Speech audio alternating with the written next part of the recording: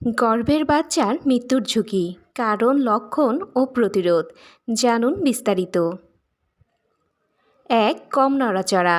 হঠাৎ বাচ্চার নড়াচড়া কমে গেলে এটা বড় সতর্ক সংকেত। ২. তলপেটে জোর ব্যথা, অস্বাভাবিক পেট ব্যথা বা পিচ্ছিল রক্তপাত, জরুরি সমস্যা। ৩. উচ্চ রক্তচাপ, মায়ের ব্লাড প্রেশার বা সুগার বেশি হলে ঝুঁকি বাড়ে। ৪. অ্যামিউনিটিক ফ্লুইড কমে যাওয়া, পেটের পানির পরিমাণ কম হলে শিশুর জন্য বিপজ্জনক। ৫. ইনফেকশন, মায়ের শরীরে যে কোনো ইনফেকশন শিশুর ক্ষতি করতে পারে। ৬. প্ল্যাসেন্টার সমস্যা, প্ল্যাসেন্টা ঠিকমতো কাজ না করলে শিশুর অক্সিজেন কমে যায়।